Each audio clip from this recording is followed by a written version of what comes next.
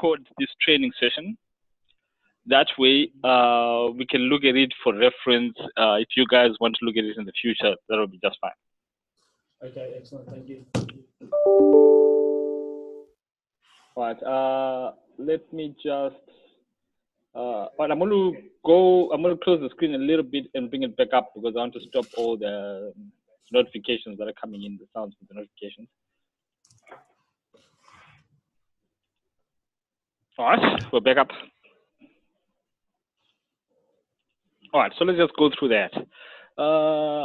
Let's start with an overview of what we're talking about here today. We have a PLX31 EIP MBTCP gateway. It's our ProSoft gateway solution providing connectivity between Ethernet IP and Modbus TCP IP. So we can you can use Modbus in RTU over TCP IP, or Modbus TCP IP communication, or Modbus ASCII with this gateway. Now, those three types of Modbus communication are not the same. They are very different. Modbus RTU TCP IP is actually Modbus RTU packet encapsulated in TCP IP. You are able to do communication with our gateway on that. You also have Modbus TCP, which is basically a Modbus structure embedded in an Ethernet IP packet, which is the one that is most commonly used when we talk about Modbus TCP IP, which I'm assuming you guys are also going to be using. Yes. But you have all these options. So this screen here shows an application example of how you can use our gateway to communicate with a Modbus device. So here we have a SCADA on one side, and on the other side we have a compact logic controller that works on Ethernet IP. Now this could be control logics, this could be any Ethernet IP device that can, any device that can support Ethernet IP protocol. All right. Are we still together?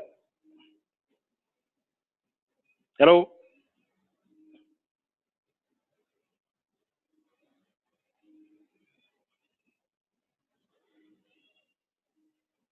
All right, I'm going to be moving on.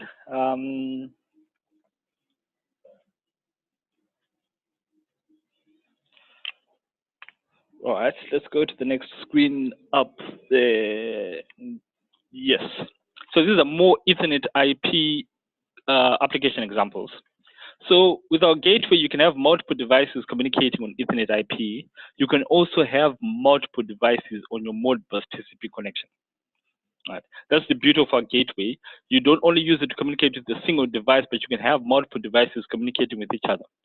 Now, the PLX31 EIP only has one Ethernet port, and that Ethernet port will support both the Ethernet IP side and the Modbus side of the communication. So you shouldn't be alarmed about it having one Ethernet port. We also have a product called the PLX32 EIP MBTCP. That is two Ethernet ports, one dedicated to Ethernet IP and another one that is dedicated to Modbus. Now, the beauty of that gateway is that we use it to separate two networks that you don't want to combine. Say you want your Modbus network to be independent of the Ethernet IP network. You can have both sides on different subnets with the PLX32 gateway. With the PLX31 gateway, you're basically combining Ethernet IP devices and Modbus IP devices that are in the same network, in the same subnet, so that they can communicate in a way that both sides understand. So the next question of interest is how some of the information that you need to know about our gateway. Some of its attractive features: it has an extended temperature range. You can go up to 70 degrees. So if you guys are in the very hot West Australia, you don't have a problem with this gateway. You have a wide range of input power. You can supply it with anything between 10 volts DC and 36 volts DC. We also have a disaster recovery system, a disaster recovery application inside the gateway that will automatically store the configuration that you have on the gateway on an SD card. The idea of this is, say something happens, the gateway is damaged in any way, all you need to do is slot out the SD card, slot it into a new gateway, introduce it back into your network, and then it will work as though nothing happened. The stored configuration will automatically be downloaded and installed on the new gateway. So you don't have to worry about losing configuration and stuff like that. Yeah. So now let's move on to basically why we are here, which is the configuration of the gateway itself. So our PLX gateway works like a middleman. So you're going to have Ethernet IP on one side, like we saw in the application example, and Modbus TCP on the other side. All right. So the gateway operates as a two-sided data storage device. So what we mean by two-sided data storage is that we're going to have a sort of internal database that is going to handle information being exchanged from one side to the other side. So the database can hold up to 4,000 integer words, and they're addressed from 0 to 3999. All right, just one question that you guys have. Do we need the SD card as a compulsory item?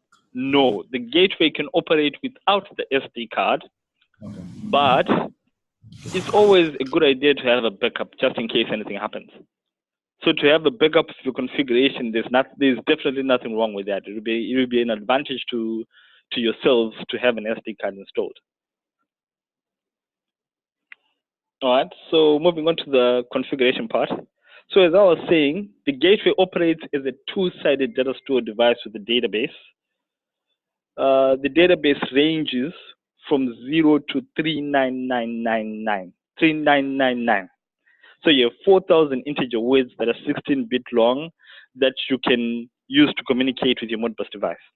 Right. That's going to be the only limitation that we have basically is a limitation on the amount of words that you can pull at any given time. But 4,000, well, they are a lot. All right. So on one side, you're going to have an Ethernet IP side that is what we call an Ethernet IP driver. So the Ethernet IP driver will handle all communications on the Ethernet IP side between whatever Ethernet IP device you have and our gateway.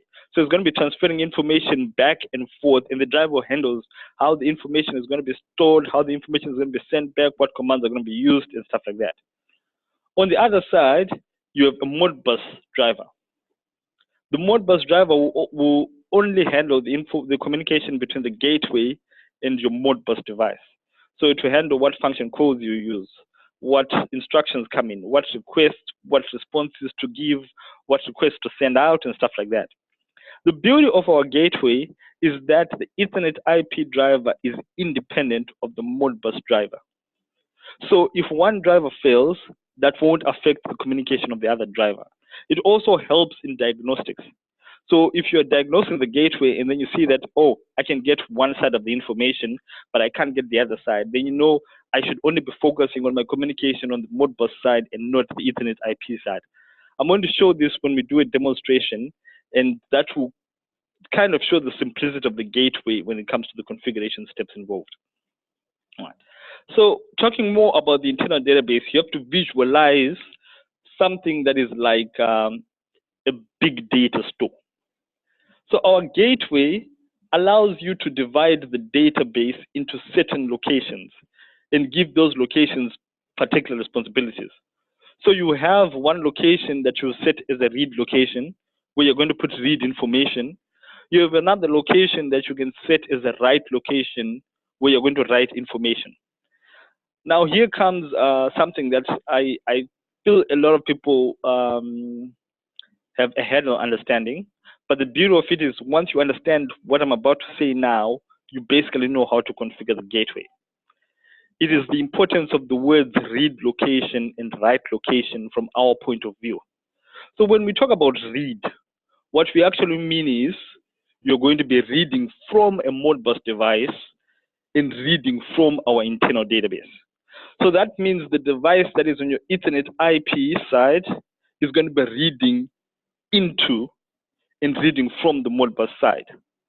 And when we talk about write, we're saying you're writing into our internal database and you're writing to the Modbus device. So basically, we're going to take Ethernet IP as our point of reference. Now, the important thing that you have to note is how these arrows move from one side to the other side in a straight line. So the beauty is, the thing that you have to make sure is that you have a straight visual line from your Modbus device all the way to the Ethernet IP device. That way, you can actually see how your information is supposed to flow. And once you get an understanding of this part, everything else is very, very simple. I'm going to show that when we demonstrate the setup of the gateway. You can also change the location of the read, write, and put it wherever you want in the internal database. You have the freedom to do that. If you want, you can put more than one. If you want, you can put multiple reads and only a single write. You basically have the freedom of how you're going to be able to configure the gateway. So that part is basically showing the link of communication between the Modbus side and the compact logic side. Then we go to what possible topologies you can get with our gateway. So, when I speak of something like this, right, it becomes a little bit ironic for people that you only have one gateway, but you have multiple ways that you can set it up to communicate from two devices, which is something that also needs to be taken into account when you're setting up the gateway. So this goes back to the actual architecture that you have, how you set up your plan for how you're going to communicate with whatever Modbus device you have. So in my examples, I'm using a compact logics, though for the demonstration we'll use a control logics, but the steps are the same. And then I'm going to be simulating a Modbus device with a PC, which will basically operate as a DCS or a SCADA. All right. So what do we mean when we say you have multiple possible configurations? Our gateway on both sides, the Ethernet IP side and the Modbus TCP side, can communicate as either a server or a client. Client meaning that we initiate communication with the other side, and server meaning we wait for the other side to initiate communication and then we give it a response. So on our Ethernet IP side, you can have your compact logic as the client, and you can have our gateway as the server on Ethernet IP. On Modbus, you can have us as the client, meaning we send out the Modbus commands and have the DCS as a server. In the same way, you can also have the compact logic as a client, us as a server on both sides, and the DCS as a client. So I'm going to be demonstrating these two setup topologies because these are the ones that are most commonly used. But then you can also switch it up and have the EIP device as a server and us as a client on Ethernet IP with this sort of setup. Right. I won't be demonstrating this one and this one because these are not commonly used. And then if you have a setup that is something like this, like the last one here, where you have your Ethernet IP device as the server, and our gateway is a client on both the Ethernet IP device and the Modbus communication device. Now, this topology works. So you can set up communication with this, but I never recommend this kind of topology. The reason why is because I want you to look when we start from the beginning. Say your controller and you have the gateway and you have the DCS. Now, if this guy fails, if this one dies, this one is a server, so he's only waiting for communication from the client. So this guy will always assume that the client just hasn't talked to me and everything is okay. So there'll be no way of this side of to know that the gateway is no longer active or the gateway has failed. But your Ethernet IP side, being the client, will know that because when it sends the request, it's not going to get a response, and it's going to say, "Oh, I can't talk to the other guy," and then the entire system knows that there's a problem. Now, say the gateway fails on this setup. Now, because these guys are all sending requests to the gateway and waiting for responses, when this guy fails, both sides are going to know that there's a failure in the communication. All right? So everyone will alarm themselves and say, hey, guys, let's go check that gateway and see exactly what's happening. So now the whole system knows that something is wrong. For a setup like this, you have the DCS as your client, so he's going to be waiting for responses. So if the gateway dies, the DCS will know that the gateway is dead and will trigger an alarm, and the whole system knows that the gateway is down, and then someone can go and fix that.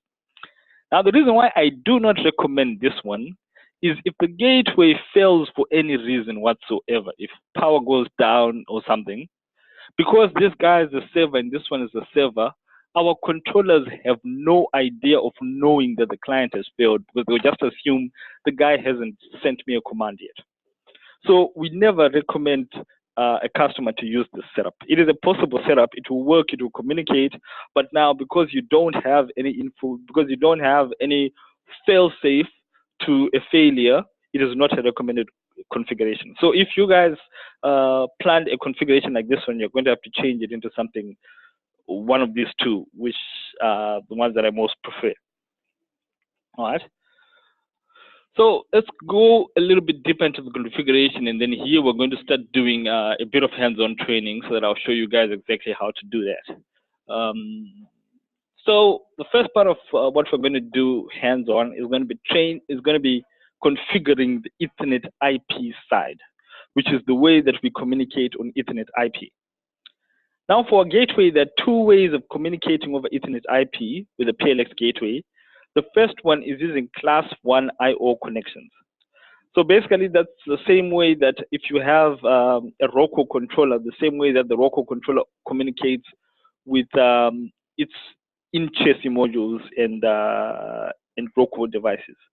So basically, it will be a fast connection of a fixed data size between your Ethernet IP client and the gateway. Whenever we use class 1 I/O communication, the Ethernet IP device is going to be the client, and we are going to be the gateway or the server in the scenario. We'll be waiting for the client to initiate communication and set up that fast fixed data size exchange between the Ethernet IP and the PLX gateway. Now, the advantages of using class 1 communication are it's fast. You can set the speed of the communication based on the RPI settings of your connection. So if you have a fast IPI, you're going to have a faster communication. It is fixed size, so it can pull a large amount of data at one time at very fast speeds. So if you are pulling 500 integers from your Modbus side, class 1 is a good connection to use because you're going to have a fast connection that's providing you with those class 1 data. On the other hand, we have a class 3 explicit messaging communication. So in class 3 explicit messaging, your client, who is going to either be the gateway or the controller, sends a message request or a message instruction to the other guy, who is the server, and then says, write so many information or give me so much information. Right? So you're going to have a lot more freedom with class 3 explicit messaging. It gives the user the ability to control how fast you want to pull the information, how much information you want to pull with each time. Now, this one would be preferable if you have if you're not pulling a lot of data, or you have priorities to the amount of data that you want. Say you want specific information faster than other information from your Modbus side. Then what you're going to do is you're going to have a bunch of class 3 messages, one that will pull the Modbus side a lot faster than the others. You also have the freedom to adjust your length. So say you don't want a lot of data, you just want to read 50 holding registers from your Modbus device. What you're going to need is a class 3 connection. That one will be more efficient. So the beauty of class 3 is it provides an efficient use to your available bandwidth. If you're on a wireless connection, you don't want you to take more information than what you need, class 3 is going to be the best guy to use. All right. So let us go into a little bit of the setup. So I'm going to switch you guys to a new screen, and then we're going to start setting up. First, we'll set up the gateway. Then from the gateway, we're going to set up a bunch of I/O connections. All right. Can you guys see the new screen? If you can, just type yes. All right, that's perfect. I'm going to open our configuration builder. So for all setups of our gateways, we have a specific software that is free to download that is specifically designed for setting up our gateways, which is our ProSoft configuration builder software. The beauty of the software, it has all the devices that we have. It allows you to do diagnostics on the device, and you can also upload, download your configuration, stuff like that. But the best part about it is it's free. You know, anything that is this good and free, well, I can't say much about that. So we also have another software called our ProSoft Discovery Service, which is this guy. So what this guy does is he scans your entire network and determines whatever ProSoft device you have connected. So you scan that. As for me, you can see I have 2 gateways that I have connected.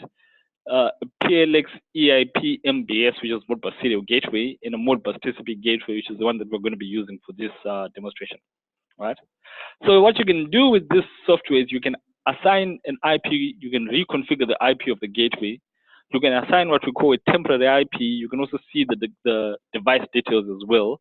You can do all that from ProSoft Discovery Service, right? So let's go through the setup, the initial setup of the gateway. So the first thing that you want to do, you want to start a blank one of that. You will be asked to choose a module type.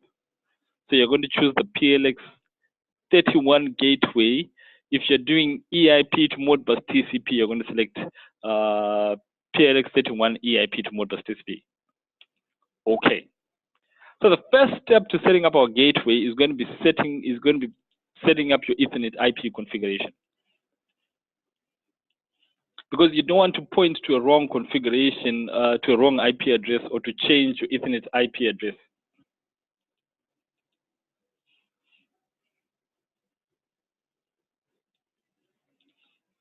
So my gateway is on Ethernet IP 10.194.67.41. Now you have the option to set a gateway, which I'm just going to do here for completeness sake, but you can also leave this blank because it will allow you to broadcast on the entire network. So if you don't have a gateway, you can just leave that out. Okay, we set that up. We have an IP address on our gateway now, so that's going to be perfect.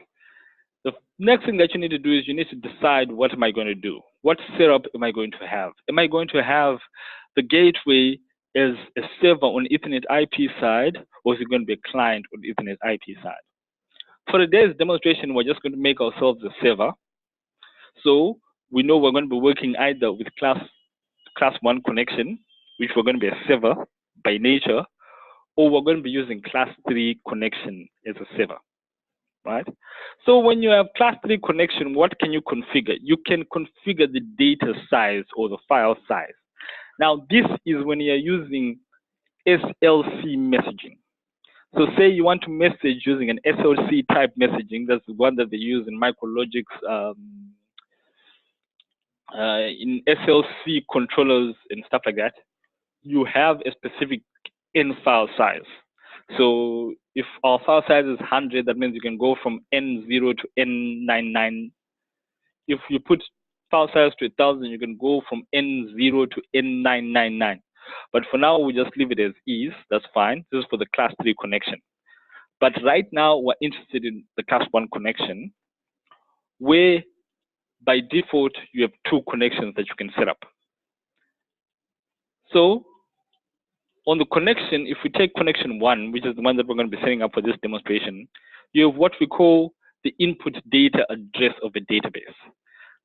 This is where you need to remember the slide that I gave you, saying you need to visualize an internal database of registers from 0 to 3999. So what this would do is it's going to define an input location in your database. And as we said, when we talk input, we're talking read.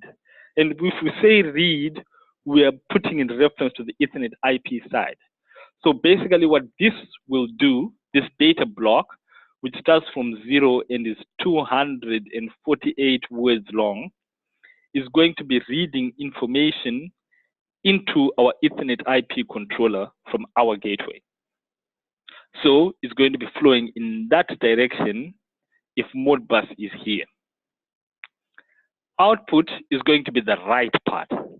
And the right part is going to be writing from the Ethernet IP side into our gateway database. Now this starts from address 2000 and there are 248 of them. So it's going to go from 2000 to 2247. All right. So once that part is set up, you're going to download the configuration to your gateway. You'll have a small window pop up like this. So it gives you the option to actually browse your network using the Discovery Service software that I showed you before. You can search your network and you can identify what device you want to download to.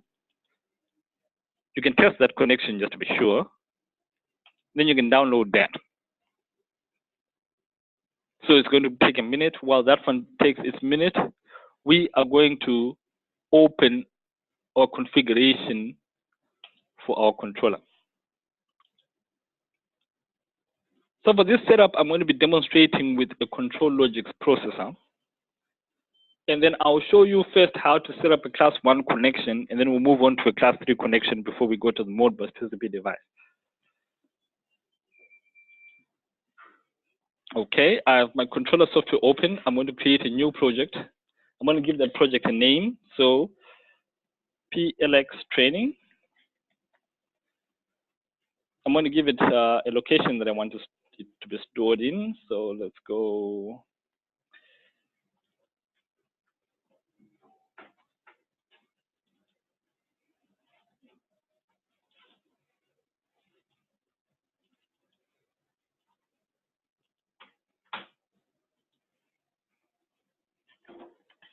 All right, we'll call that C1 so that we have class 1 there. Then we're going to hit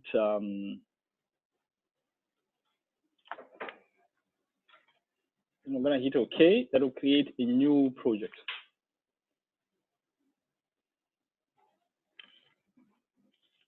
All right, once that is up, first thing that you want to do on your controller, if it's a ControlLogix or if it's a CompactLogix, you don't need this because you already have an Ethernet IP on your ControlLogix.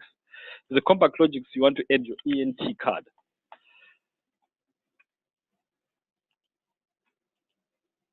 All right, I use an EN2T, and my card is on that IP address.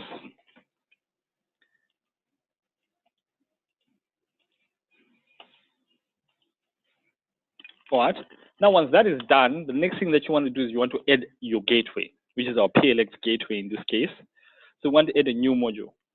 The beauty of the PLX gateway is that it comes with an EDS file that is already pre-installed in latest versions of your Logix controllers. If you don't have it, you can actually download it from our website. Say you have an old version that hasn't been updated with all the Roku approved devices. So with the EDS file, you can literally create the gateway and just assign it a name.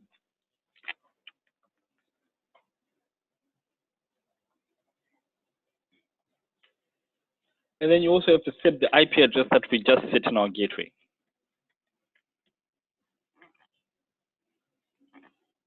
Now, another thing that I want to show you is this part, which is the module definition. The module definition shows the amount of connections that we're going to have. Now, for this demonstration, we just use one I/O connection, which is 496 bytes input/output. Now, I want you to note that this number is exactly the same length as this one, because these are 248 words, which are 496 bytes. So the input size and the output size have to match. All right. So once we have that matched, say I wanted to make a second connection, I could also add another connection there. But for now, we'll just leave it with one connection. With one connection, one input-output connection, that is 496 bytes long or 248 words long. And then basically, once you're done with that, it will automatically create tags that will show your input and output to the gateway. And our configuration of the Ethernet IP device is done. All we need to do now is download it to our controller.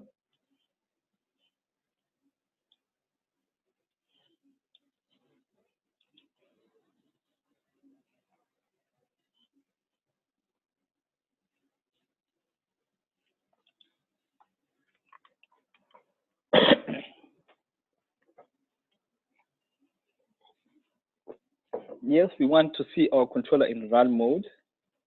And as you can see, the moment that we have that downloading and running, we already don't have any input-output errors. All right.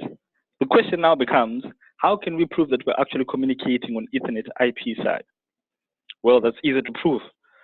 Our ProSoft configuration builder has a diagnostic facility, which you can click from there, the diagnostic icon, or you can right click and go to diagnostics.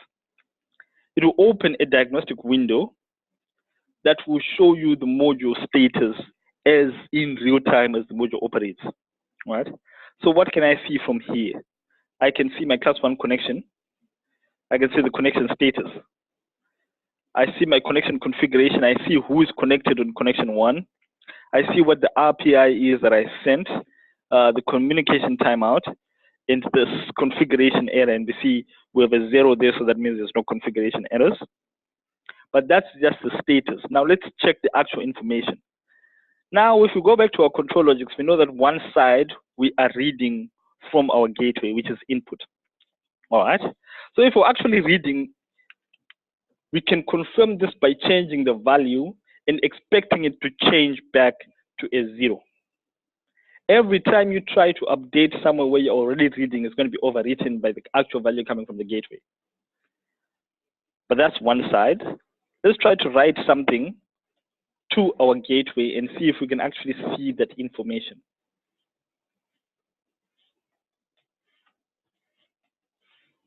All right. Now, say we want to output something in our gateway. According to this guy that is done, so now we want to see if we actually get the information. So the diagnostic window allows you to see the 4,000 word database that I was talking about in real time, which is this one on our Modbus database view. Now, should we scroll down, you'll see the initial part is 0, which is where our input is, but our output start address is 2,000. So we want to scroll down to address 2,000, which is a little bit higher. And the moment that we go there, we can see the information that we just wrote from our controller. So basically, we can confirm that on Ethernet IP, we are communicating with our current setup. All right, so now the question becomes, we've made it work with class 1 and all that is fine. That was simple. That took what, 5 minutes? We can do that. How do we make it work with class 3 communication? All right, fine. Now, when you go to class 3, things are going to be a little bit different because class 3 now is going to be using explicit messaging. All right. So we're going to have to remove this guy. You can leave him there, but for this particular case, we don't need him. So we remove that. So class 3 gives you the freedom to make fixed connections that will stay active or to put connections that will change with time. You can also put specific read lengths. You can make it pull as fast as you want. So you can make it do as fast as it takes the main program to run its routine. So what we're going to do in class 3 communication is you're going to have to set up specific message instructions. So I'm going to put 2 message instructions in this logic. One that I'm going to use to read from the gateway, and another one that I'm going to use to write to the gateway. Right. So let's call this the read input. The read message.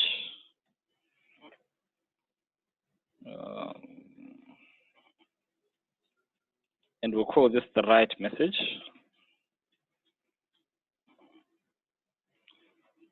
We're going to create tags for that. And then we're going to go to our controller tags, and then we're going to put somewhere where we're going to create tags where we're going to put our information when we get it. So we're going to put an input tag. For some reason, I keep putting, make that integer. We can make it as long as we want.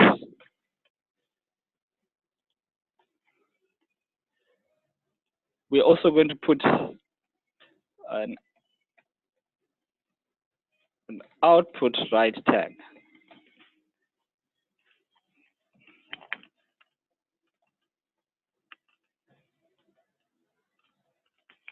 Then we close that up.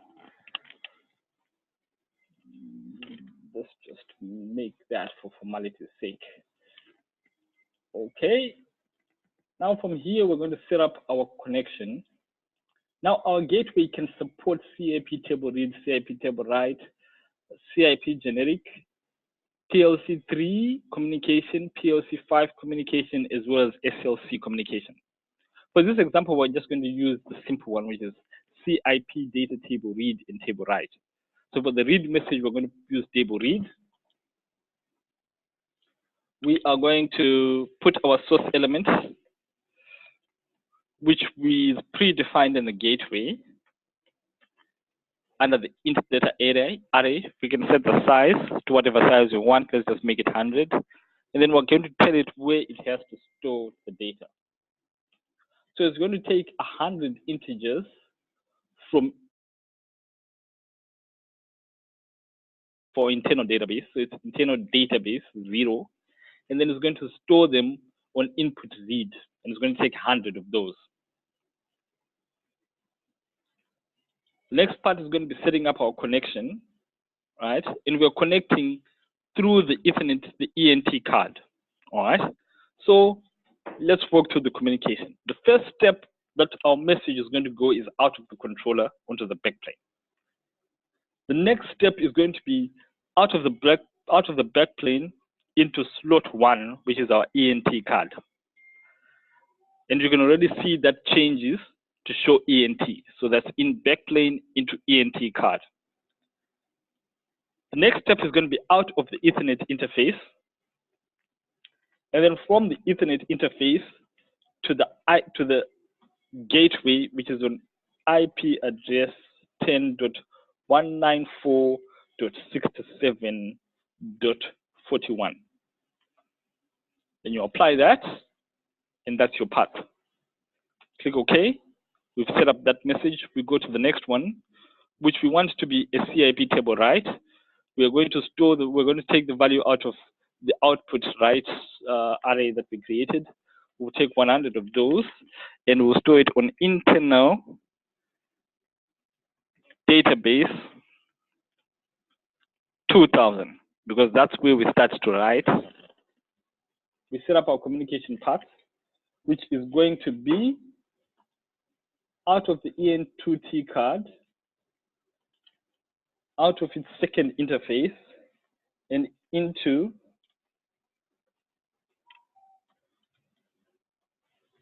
our gateway. Apply. Okay.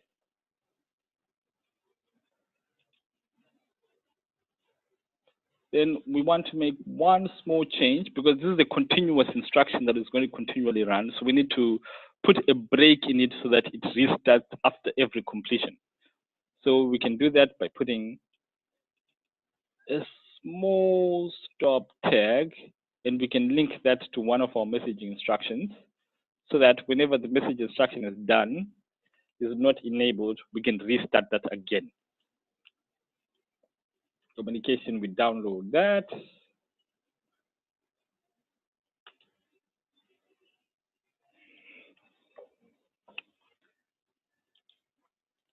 Done, and we're running. You can see we keep getting that done every time. We don't have any errors coming up, so our communication must be fine. But let's check that out. The same way that we did for the class 1 connection, we're going to see if, sorry, this is the messaging instruction. If we put something where we were supposed to input data, what happens? It changes back. So we are getting information overwriting that from our gateway. What if we put something that we want stored in the gateway? So let's put something different from last time.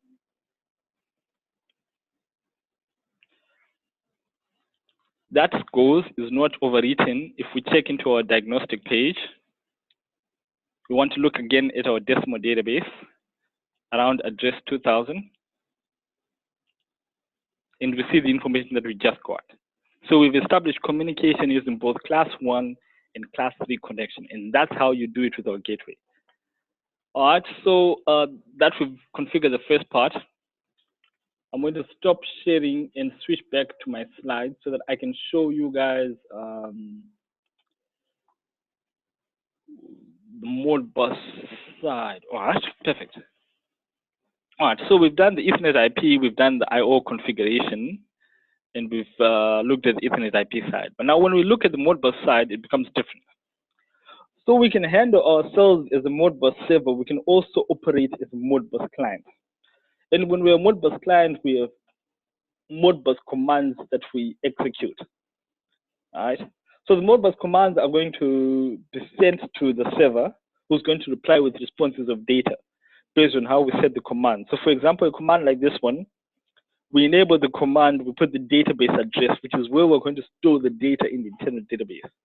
That's where we have to visualize the slide that was showing the arrows moving in and out of the database. And then you know that when you have, when you are in the area of 0 to 249, you are going to get a read, you're going to have to send out a read instruction to bring information from your Modbus server into our gateway, because that's how the information is supposed to flow. You have a register count, which is basically the number of registers that you're going to be pulling. You have the Modbus device that you're pulling the information from. The slave address, which is the address of the Modbus side, which won't be used in this particular gateway because it's Modbus TCP IP, so you don't have a slave address. You're going to have the function code of the message, and then the important one is going to be the address inside the Modbus device. Now, I want you to notice that here we have a function code 4, which is read input register. And when a function code 4 for reading input register, that is block 30 something, right? And I want you to notice that address in device here is 9, but the actual address in our device that we're pulling from starts from 10. This is because Modbus has a +1 offset from our address in the device. So basically, when we say you want to pull Modbus address 0, that is actually Modbus address 1, because our database addressing starts from 0, but Modbus addressing starts from 1. So let us try to set up a Modbus command for ourselves before we end that. All right, and let's switch back to our gateway. Okay, so we're going to keep class 1 communication, class 3 communication, so we don't change our EIP side. What we're going to do is we want to communicate with the Modbus server. We're going to get our server from this guy. So I'm going to simulate a server on my PC for you guys to see that. I'm going to make a new server. And my server is going to have holding registers that will start from address 1, which is where Modbus starts. And I'm going to put 100 of those, right? Or better yet, let's make this interesting. Let's put 200 of those. Okay, now some of them I'm going to use to send information from the Modbus device into our gateway, and some of it is going to be information out of our gateway to the Modbus device. And we're going to be operating as a client for this one. So what I'm going to do is I'm going to bind this server to my PC. All right, so my server is started. I now have a server that is ready for me to connect to for my Modbus device. We're going to just minimize that for a little bit.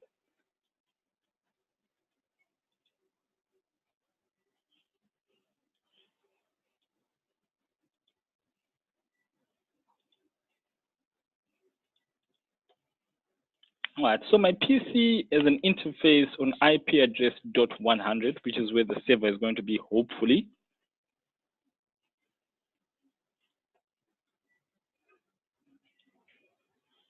Which is where my server is going to be, hopefully. And with that in mind, I am going to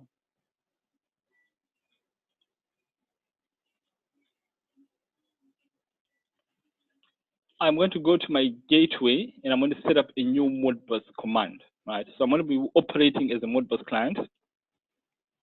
All right. You have the initial set of your Modbus command, which is basically the client commands, client delay, timeout, and stuff like that. So this is going to be how long we wait before we consider a response to have timed out. How many times are we going to retry to send if we fail to get a response? This is going to be the minimum command delay, which is the amount of time we wait between sending two commands consecutively. Modbus AP override, port override, is if we're working as RTU encapsulated on Modbus TCP, on Ethernet IP, which basically we're not doing right now. You have a command error delay, which is going to be the number of seconds that we wait after we get an error on a command. You have error in Daniels, which is whether we use floating point data or not. That way, it can properly convert it from one part to the next, from one side to the next side through our internal database. Then you have retry count. We've talked about that. All right. So that's the basic command configuration for a particular client to say, all right, how does the client operate on its base nature? Then we go to the actual interesting part, which is adding a command, which is what we want to do.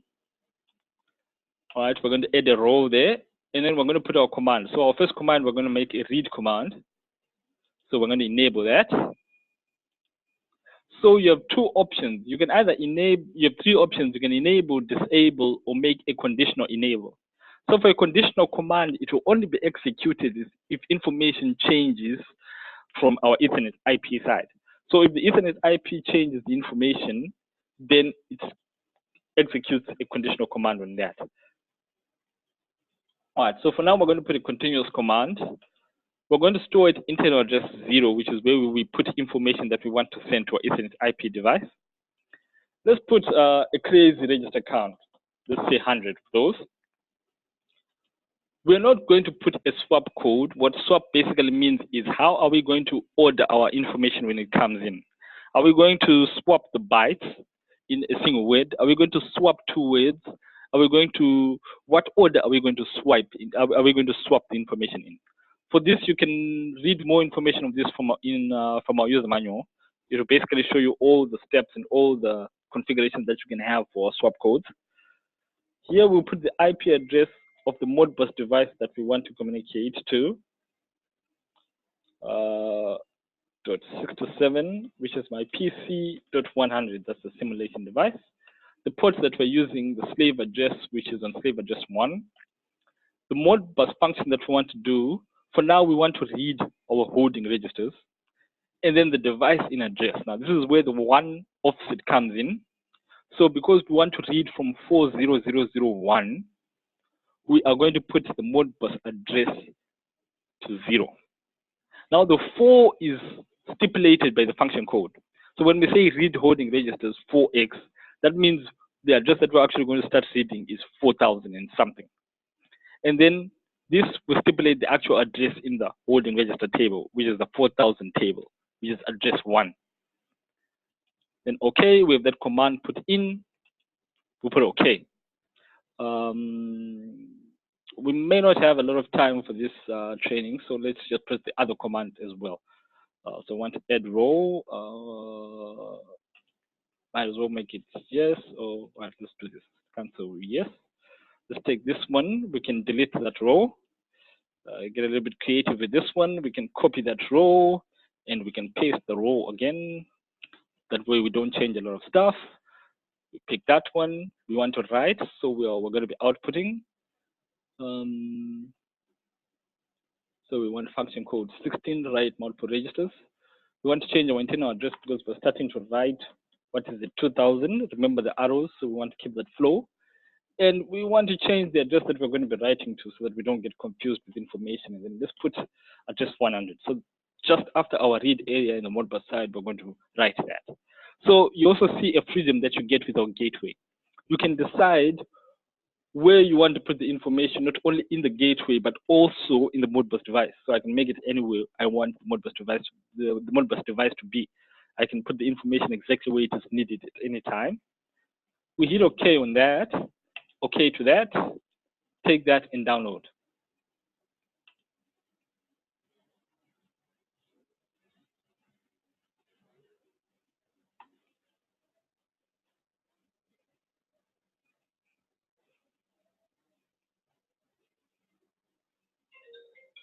All right, now we have the module running. And this is where, okay, when we are operating as a Modbus client, like I was saying, the client is the one who sends the messages. So the server won't know if anything is an issue, but the client would know. And our diagnostic allows you to look at that. Our diagnostics window allows you to look at that. So you can go to the Modbus device, Modbus client. You can actually see the communication status. You can also see, we're on client 0, which is the one that we're communicating with. So you can see the communication status. So to show you the number of requests that is sent, the number of responses, and how many commands have come back in an error, which right now we don't have. Then to show you the number of requests sent and the number of responses that we got from the other guy. We can also go individually into each and every command that we've configured. Let me just expand that.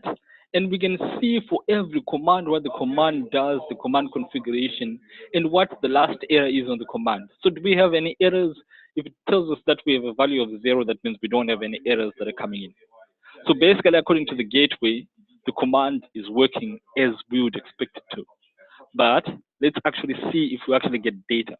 Now, before I go to the Modbus side, I want to remind you that we set up a class 3 connection where we had information that we were writing output from our Ethernet IP side and putting it in locations that we would get at the gateway.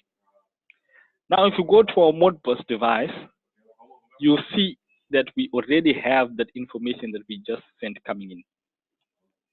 This information right there goes in there. Now, so basically, we actually have communication from our Ethernet IP side to our Modbus side. So let's see if we can get something from Modbus and get it back to the Ethernet IP. So let's put a simulating value, something that is random and changes every 1 second. And to see the quality of the connection, let's put another tag that will increment every 1 second.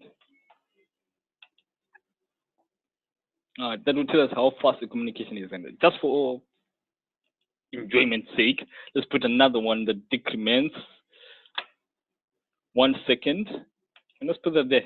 All right. Now we go to our controller, which is our Ethernet IP side. We know we're getting input data in the input read data, and we can see the information that we get from our Modbus side. We have that value that is incrementing every single second, as well as the value that is decrementing every single second. Our communication is fast, it's reliable, we can get data from one side to the next. All right, let's look at our diagnostic. See, does our database follow what we are supposed to see? And we see our information coming in. So in real time, you can actually see whether you get data from one side to the next side.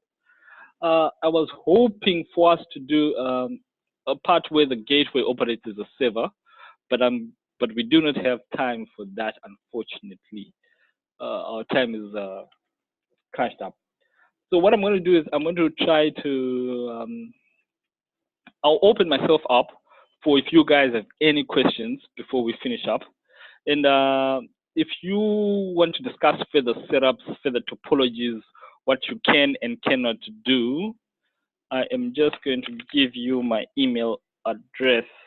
So it's Notepad. You can email me at scampbell@prosoft-technology or prosoft-technology.com.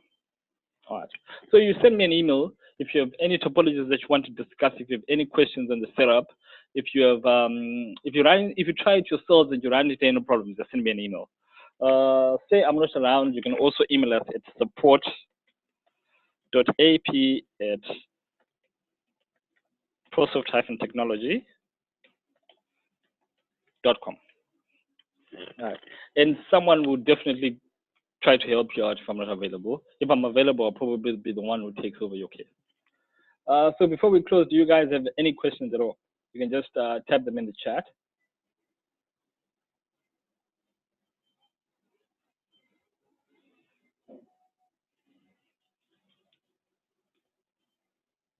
All right, I'm not seeing any response from you guys. Any questions?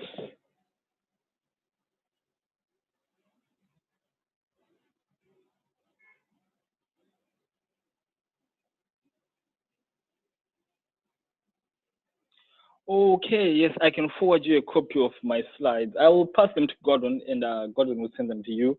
I'll put this video up on YouTube so that you guys can refer if you need anything for reference when you're looking back. And I think that's it. All right. So guys, have fun setting up the gateway. Good luck on your project, and if you have any problems, just let me know. All right.